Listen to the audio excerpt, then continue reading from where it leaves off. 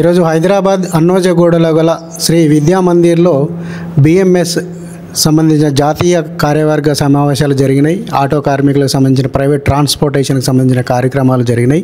జాతీయ సమావేశాల్లో పాల్గొనడానికి బిఎంఎస్ నుండి భారతీయ మజ్దూర్ సంఘ్ రాష్ట్ర కార్యదర్శి, అదేవిధంగా రామగుండం ఫర్టిలైజర్ యూనియన్ యొక్క అధ్యక్షులు, అదేవిధంగా టేకా మజ్దూర్ సంఘ్కి జాతీయ మెంబర్, జాతీయ కార్యవర్గ సభ్యులైనటువంటి కంది శ్రీనివాస్ గౌడ్ గారు ఈరోజు మనతో ఉన్నారు.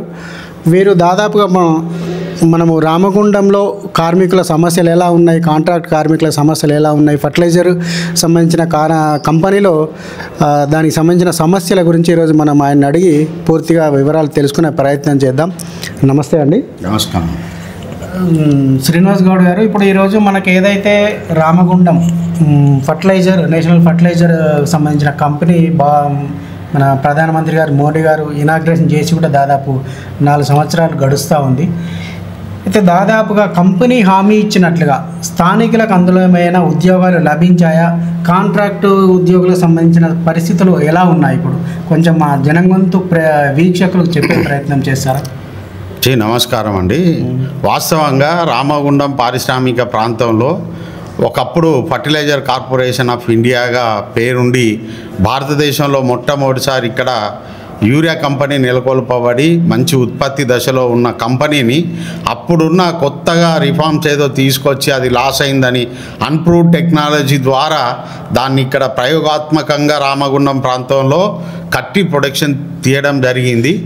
ఆ విధంగా అది 1999లో పవర్ కట్ కానీ ఇతర సాంకేతిక లోపాల ద్వారా దాన్ని మూసివేయడం జరిగింది. దాని తర్వాత అప్పుడు పనిచేసినటువంటి ఎంప్లాయీస్కి అయితేనేమి, ఎంప్లాయీస్ ఆఫీసర్స్కేమో వివిఎస్ అని ఎక్కడా లేని విధంగా వాలంటరీ సపరేషన్ స్కీమ్ అని చెప్పి ఒకటి తీసుకొచ్చి వాళ్ళను వన్ టైం సెటిల్మెంట్ కింద వెళ్ళగొట్టడం జరిగింది. వివిధ ల్యాండ్ కోల్పోయి దాంట్లో ఏదో రకంగా ఉపాధికి దాని కింద కాంట్రాక్ట్ క్యాజువల్ లేబర్గా జాయిన్ అయిన వాళ్ళకు మాత్రం మీకు ఇంత ఇస్తాం అంత ఇస్తామని చెప్తూ 2 సంవత్సరాలు కంటిన్యూ చేసి తొలగించడం జరిగింది. వాళ్ళకు అన్యాయం జరిగింది. అప్పుడు దాని తర్వాత ఆ కంపెనీకి సంబంధించిన 1384 ఎకరాల పూర్తి స్థలము అన్యాయక్రాంతం కాకుండా అప్పుడున్న ల్యాండ్ యూజర్ లిస్టులో ఎవరమైతే కాంట్రాక్ట్ లేబర్గా జాయిన్ అయినామో మేమందరం కలిసి దానికి ఒక ప్రొటెక్షన్ కమిటీగా ఏర్పడి దాని మీద మేము అప్పుడు BAFRకు అటెండ్ అయ్యి దాంట్లో మేము కొట్లాడడం జరిగింది. దానికి ఫలితంగానే ఇందులో ప్రధానంగా కాంట్రాక్ట్ క్యాజువల్ వర్కర్లు ఎవరెవరైతే ఉన్నారో వాళ్ళది ఆ రివైవల్కు సంబంధించిన ఇష్యూలో ప్రధాన భూమికగా దాన్ని ప్రయత్నం చేయడం జరిగింది. అప్పుడున్న ప్రజాప్రతినిధులందరినీ కలిసి సమీకరించుకొని BAFRకు వెళ్ళి అక్కడ కొట్లాడి దాన్ని తీసుకొచ్చిన తర్వాత అప్పుడున్న కోల్ టెక్నాలజీ ద్వారా ఎక్కువ ఖర్చు అవుతుందని చెప్పి దాన్ని నాప్తా బేస్డ్ గ్యాస్ బేస్డ్ ద్వారా అయితే చాలా తక్కువ రేట్లో అవుతుంది అని చెప్పి మేము ఒక ప్రజెంటేషన్ BAFRకి ఇవ్వడం జరిగింది. దానికి వాళ్ళు ప్రత్యేకించి ఏ విధంగా అవుతుంది అని అంటే దానికి ఒక కమిటీ ఏర్పాటు చేసి అది ఏ విధంగానైతే యూరియా విదేశీ మారక ద్రవ్యం మనకు ఎంతవరకు లాభం ఉంటుందో దాని మీద కమిటీ పరంగా నిర్ణయం చేసి చెప్పడం వల్ల అప్పుడున్నగా UPA2 గవర్నమెంట్లో ఉన్నప్పుడు BAFR నుంచి లీగల్గా బయటికి తీసుకురావాలంటే కొన్ని ప్రాబ్లమ్స్ ఉన్నాయి. దీని మీద 10,500 కోట్ల రూపాయలు దీని మీద అప్పులు వడ్డీలు కలిపి ఉన్నాయి కాబట్టి అంత సాధ్యం కాదు అని అంటే అప్పుడున్న గౌరవనీయులు మా CMD గారు శ్రీ సతీష్ చంద్ర IAS గారు మాకు CMD ప్లస్ ఫర్టిలైజర్ జాయింట్ సెక్రటరీగా కూడా వారు అప్పుడు విధులు నిర్వహిస్తుండేవారు. వారిని సంప్రదించి వారి ద్వారా ప్రయత్నం చేయడం వల్ల అప్పుడున్న గౌరవ MP వెంకటస్వామి గారు దీని మీద ప్రత్యేక చొరవ తీసుకొని ఇది రావాలి తెలంగాణ ప్రాంతంలో అనడం వల్ల దానికి వన్ టైం సెటిల్మెంట్ కింద ఎన్ని అప్పులున్నా కూడా 30% బేస్ పైన దీన్ని సెటిల్మెంట్ చేయడం జరిగిన తర్వాత అది రివైవల్ ప్రోగ్రాంలో తీసుకొని దానికి 2013 జూన్ 27 తారీఖు నాడు BAFR డీ రిజిస్టర్ కావడం జరిగింది. ఆ డీ రిజిస్టర్ అయిన క్రమంలో అప్పుడున్న బోర్డు చైర్మన్లు ఇద్దరు సంతోషపడి మా ఇన్ని సంవత్సరాల చరిత్రలో చనిపోయిన వాళ్ళని బ్రతికేయడం అంటే మీ ఫర్టిలైజర్ రివైవల్ కావడం మాకు సంతోషంగా ఉన్నది, మా ఆధ్వర్యంలో ఇవాళ డీ రిజిస్టర్ చేయడం అని మాకే వాళ్ళు స్వీట్ తినిపించడం జరిగింది కాంట్రాక్ట్ వర్కర్లందరికీ.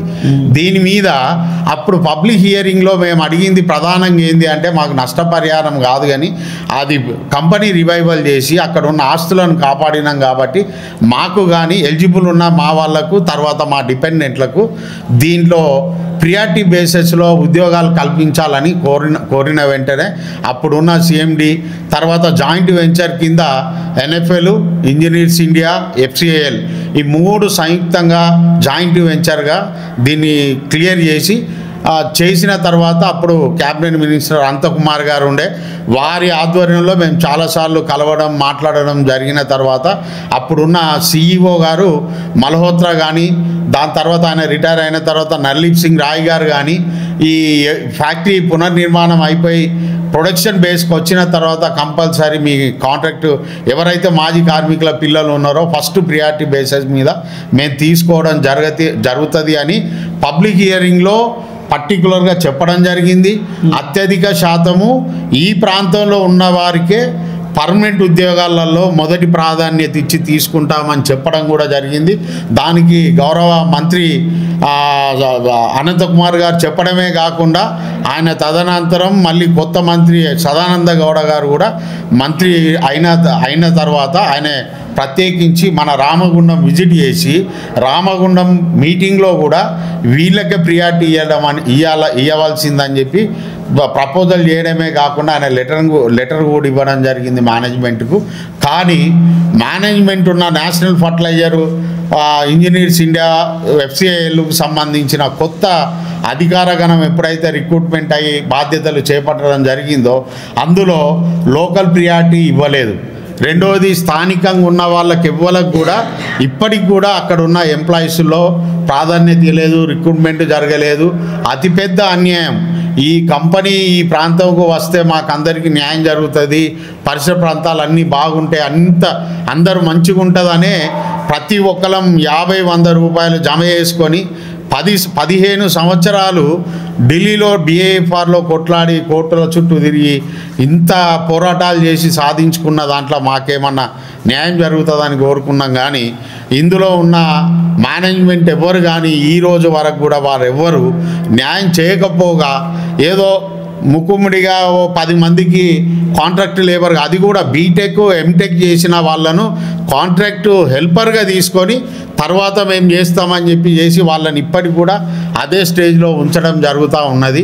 ఈ విషయంలో మేము మళ్ళీ రాబోయే కాలంలో కూడా పోరాటాలు చేయడమే కాకుండా BMS భారతీయ మజ్దూర్ సంఘ్ పక్షాన ఈ తీసుకోవడం జరుగుతలేదని చెప్పి ఒకటే రోజు ఢిల్లీలో ప్లస్ RFCL మెయిన్ గేట్ దగ్గర 100 మందితోటి కేంద్ర కార్యాలయం ముందు ప్లస్ రామగుండం గేటు ముందు ఒకటే రోజు అతిపెద్ద ధర్నా కార్యక్రమాన్ని చేసి నిరసన తెలియజేసినా కూడా తీసుకోవడం జరుగుతుంది. ఇప్పుడు అప్పుడు అనుకుంటా ఆన్లైన్ అని చెప్పి అంతర్గతంగా వాళ్ళ రిక్రూట్మెంట్లు జరుగుతూ ఉన్నది. ఈ విషయం మీద గౌరవనీయులు కేంద్ర మంత్రివర్యులు హోంశాఖ సహాయ మంత్రి అప్పుడు 2002 కరోనా టైంలో కూడా వారిని కలిపి సమీక్ష సమావేశం పెట్టించి ఎన్నోసార్లు RFCL మేనేజ్మెంట్కు చెప్పియడం తిరగడం ఇవన్నీ చేసినా కూడా ఇప్పటి వరకు కూడా మాకు ఎలాంటి న్యాయం జరగలేదు. స్థానికంగా ఈ స్థానికులను తీసుకోకపోవడానికి గల కారణాలు మీరు ఏమనుకుంటున్నారు? అంటే ఎటువంటి ఏమైనా స్థానిక రాజకీయాలు పనిచేస్తున్నాయా, లేకపోతే స్థానిక లీడర్లు దాన్ని ఏమైనా కుమ్మకి పనిచేస్తున్నారా, ఇంకేమన్నా అధికార లోపం ఉందని భావిస్తున్నారా మీరు? ఇందులో ఇది 100% స్థానిక నాయకత్వము రాష్ట్ర ప్రభుత్వం లోపమేనండి. ఎందుకంటే అప్పుడున్న ప్రభుత్వం కొత్తగా ఏర్పడిన తెలంగాణ రాష్ట్రంలో స్వయంగా మేము కేసీఆర్ గారికి కానీ అప్పుడు నాయన నరసింహారెడ్డి గారిని కానీ కలిసి మేము లోకల్గా జీవో తీయండి, లోకల్ రిక్రూట్మెంట్ పాలసీ తీసుకురండి, మీ అందులో రిమైనింగ్ 11% కూడా మీరు తీసుకుంటా అని చెప్పి రాష్ట్ర ప్రభుత్వం అడిగింది కదా, దాని మీద కూడా మీరు మాకు అవకాశం కల్పించడానికి తీసుకురండి అని చెప్పి కూడా అవుట్ సోర్సింగ్ ఉద్యోగులను తీసుకున్నప్పటికి కూడా అవుట్ సోర్సింగ్ ఉద్యోగులకు ఏమైనా ప్రభుత్వం తరపున అంటే ఈ వేతనాలు కేంద్ర ప్రభుత్వం ఆధారంగా ఏదైతే జీవో ఉంది కదా మినిమం వేజెస్ కనీసం అవి అమలవుతున్నాయా? లేదండి, ఇప్పటికి కూడా రామగుండం ఫర్టిలైజర్లో కాంట్రాక్ట్ లేబర్ది కాంట్రాక్ట్ లేబర్లను దాదాపు 400 మందిని తీసుకున్నారండి.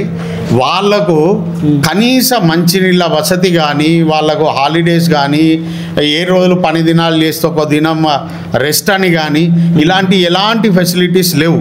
దీని మీద మేము భారతీయ మజ్దూర్ పక్షాన సెంట్రల్ విజిలెన్స్ కమిషనర్కు మేము దీని మీద మెమోరాండం ఇచ్చి స్పెషల్గా దీనిపైన ఎంక్వైరీ చేపిస్తే ఎల్యూఓ గారు శంకర్రావు గారు, శ్రీనివాస్ గారు, కమిషనర్ గారు అక్కడ సందర్శించి ఎంక్వైరీ చేసి కార్మికులను అందరినీ పిలిపించి మాట్లాడినప్పుడు వాళ్ళు తప్పు చేయడం జరిగింది అని చెప్పి దాని మీద రిటర్న్ కేసు ఫైల్ చేసి కోర్టుకు సబ్మిట్ చేస్తే ఆర్ఎఫ్సిఏలు కాంట్రాక్ట్ ద్వారా ఫైన్ కూడా కట్టి ఫర్దర్ ఈ అవకాశాలు లేకుండా మేము దీన్ని రెక్టిఫై చేసుకొని వీళ్ళకి అన్ని ఫెసిలిటీలు కల్పిస్తామని చెప్పి కోర్టులో ఒప్పుకొని ఫైన్ కట్టి వచ్చి కూడా 1 year అవుతుంది. ఈ రోజు వరకు కూడా వాళ్ళకి ఎలాంటి ఫెసిలిటీస్ లేవండి. కనీసం అలవెన్స్ లేదు, ఆ రెస్ట్ లేవు, ఈఎస్ఐకి సంబంధించిన ఇష్యూస్ ఎవి కానీ వాళ్ళు ఫాలో కావట్లేదు. చాలామందికి ఇప్పుడు ప్రధానమైన సమస్య ఇందులో ఏంది అంటే స్థానిక రాజకీయ నాయకులు వాళ్ళ లోపభూయిష్టమైన మేనేజ్మెంట్ ఒప్పందం చేసి హెచ్ఆర్ డిపార్ట్మెంట్ తోటి కలిసి స్థానికంగా ఉన్న నాయకులు కూడా లోడింగ్ అన్లోడింగ్ అని అతి పెద్ద కాంట్రాక్ట్ తీసుకొని అతిపెద్ద స్కామ్ కూడా చేయడం జరిగింది. అందులో ఆ స్కామ్ బయటపడ్డ తర్వాత కూడా ఇంకా బుద్ధి రావటం లేదు మేనేజ్మెంట్కు. ఇప్పటికి కూడా హెచ్ఆర్ డిపార్ట్మెంట్లో ఉన్న ప్రధానమైన ఎవరెవరైతే అధికారులు ఉన్నారో అందరూ అవినీతి పరులేనండి. దీని మీద ఏమన్నా మీరు ఫర్దర్గా అంటే మీ భారతీయ మజ్దూర్ సంఘ్ తరఫున మీరు ఏమన్నా ఏదైనా కార్యక్రమాలకు పిలిపివ్వడము లేకపోతే మేనేజ్మెంట్ తోటి మాట్లాడము ధర్నా రాసి ఏదైనా కార్యక్రమాలను తలపెట్టే ప్రయత్నం చేస్తున్నారా? మేము ఆల్రెడీ దీని మీద ధర్నా కార్యక్రమం చేశాము, విజిలెన్స్ కమిషన్కు రాసినాము, తర్వాత ఉన్న కాంట్రాక్ట్ను సస్పెండ్ చేసే విధంగా కూడా తయారు చేసి కార్యక్రమాలు చేసినాం. అయినా కూడా మేనేజ్మెంట్ పిలిపించి లేదండి మేము అది మాకు తెలియదు, మేము మీకు క్లియర్ చేస్తున్నాం, కార్మికులకు న్యాయమైన దిశలోనే ఉంటుంది, ఈ కొత్త కంపెనీ ఇప్పుడే స్టార్ట్ అయింది కాబట్టి మేము మెల్లిమెల్లిగా దీన్ని ప్రాబ్లం రాకుండా చేస్తామని మాతోటి చెప్పడం, దాని తర్వాత మేము 2-3 సార్లు వాళ్ళ మీద రిట్ వేయడం, అది ఆల్రెడీ ఈరోజు 3 కేసులు సిబిటి కోర్టు నాంపల్లి కోర్టుకు రావడం, లేబర్ కోర్టుకు రావడం, దానికి ఈ రోజు వరకు కూడా వాళ్ళు కౌంటర్ దాఖలు చేయకపోవడం, మేము రిజెండర్ ఫైల్ చేసినాం, ఇప్పటికీ ఎదురు చూస్తున్నాం. అది ఆ కంపెనీ మనకు కాయల పరిశ్రమ నుంచి రివైవల్ అయింది, దీని మీద బాగా మేము తగ్గఫరు తీసుకుంటే మళ్ళీ ఏమవుతుందో అని అనుకొని సరే కంపెనీ నడుస్తూ ఉంటేనే మా సమస్యలు తీర్చుకోవాలనే విధంగా మేము దాన్ని కంపెనీ నడిపించుకుంటూ సపోర్ట్ చేస్తూనే ఈ సమస్యల మీద భారతీయ మజ్దూర్ సంఘ్ కొట్లాడడం జరుగుతూ ఉంది. ఈ మీద ఇప్పుడు ఎలా అంటే ఈ ఫర్టిలైజర్ సంబంధించిన కంపెనీలో మీకు అంటే ప్రభుత్వ పరంగా కానీ ఇటు కాంట్రాక్ట్లకు కానీ అన్నీ జరుగుతూ అంటున్నారు కదా? 100% జరిగిందండి. దీంట్లో అంటే ఇప్పుడు మీ భారతీయ మజ్దూర్ సంఘ్ వైఖరి ఏముంది? భారతీయ మజ్దూర్ సంఘ్ ఏమని కూడా కోరుకుంటుందంటే ఎవరికైతే అన్యాయం జరిగిందో పాత వాళ్ళకి సంబంధించిన వాళ్ళు ఎవరెవరైతే ఈ రివైవల్ అని చెప్పి కాంట్రాక్ట్ క్యాజువల్ లేబర్ వాళ్ళ భూములు కోల్పోయారు, అందులోనే అన్ని కోల్పోయారు, ప్రభావిత గ్రామాలలో కూడా ఉండలేని పరిస్థితిలో ఉన్నారు, వాళ్ళందరికీ న్యాయం జరిగేంత వరకు ఆర్ఎఫ్సిఎల్లో రిక్రూట్ తీసుకునేంత వరకు కూడా మేము కూడా వదిలిపెట్టమని లేదు అని. రెండవది దీని మీద రాబోయే కాలంలో కొన్ని రకమైన కార్యక్రమాలు యోజన చేయడం జరుగుతూ ఉన్నది. దాని మీద నిర్ణయం తీసుకొని కంపల్సరీ ఆ న్యాయం జరిగే దిశలో మాత్రం మేము కొట్లాడడం జరుగుతూనే ఉంటుంది. అదేవిధంగా ఎక్కడెక్కడో వివిధ రాష్ట్రాలకి వెళ్ళి రిక్రూట్మెంట్ తీసుకొచ్చి ఇప్పుడు జాయిన్ అయిన ఎంప్లాయీల పరిస్థితి ఏ విధంగా ఉంది అని అంటే అతి చాలా దారుణమైన పరిస్థితి ఉందండి వాళ్ళది కూడా. వాళ్ళు ఎక్కడెక్కడ నుండో వచ్చిర్రు, వాళ్ళను మరి ఏ రకంగా రిక్రూట్మెంట్ అయ్యారో వాళ్ళు కూడా రీసెంట్లీ వాళ్ళ సమస్యలు మాకు భారతీయ మజ్దూర్ సంఘ్ మా రాష్ట్ర సంఘటన మంత్రిని కూడా కలిసి వాళ్ళు విన్నవించుకోవడం జరిగింది. వాళ్ళకు కూడా ఎలాంటి ఫెసిలిటీస్ లేవు, ఏమీ లేదు. ఈ ఇష్యూల మీద మేము ఎంప్లాయీస్ ఇష్యూల మీద కూడా కొట్లాడడానికి, కాంట్రాక్ట్ లేబర్ మీద కూడా రాబోయే దానిలో భారీ ఎత్తున ఆందోళన కార్యక్రమాలు చేయడం జరుగుతుంది. విన్నారు కదా కంది శ్రీనివాస్ గౌడ్ వారు మాట్లాడుతున్న అంశాలను బట్టి మనం చూస్తున్నట్లయితే రాబోయే కాలంలో రామగుండంలో కేంద్ర ప్రభుత్వం మోదీజీ అది కూడా ప్రతిష్టాత్మకంగా తీసుకొని ఒక కాయిలా పడ్డ పరిశ్రమను పునరుద్ధరణ చేసి వేలాది కోట్ల రూపాయల దాని మీద ఇన్వెస్ట్మెంట్ చేసి కార్మికులకు లాభం జరుగుతుందని చెప్పి ఒక మంచి ఆలోచనతో ముందడికి వచ్చిన తరుణంలో, కాకపోతే ఇక్కడ స్థానిక రాజకీయాల మూలంగా, స్థానిక అధికారుల మూలంగా దాని యొక్క కేంద్ర ప్రభుత్వ లక్ష్యానికి వ్యతిరేకంగా ఇక్కడ ఉన్న వాళ్ళు పనిచేస్తున్నారని తను మాట్లాడుతూ ఉన్నారు. అదేవిధంగా ఏదైతే నష్టం జరుగుతూ ఉందో కార్మికులకు, దాని పట్ల బిఎంఎస్ రేపు రాబోయే రోజుల్లో తీవ్రంగా పోరాటం చేస్తుంది. దాన్ని మనం వదిలిపెట్టే ప్రసక్తి లేదని చెప్పి వారు చెప్తా ఉన్నారు. జై హింద్, భారత్ మాతాకి జై.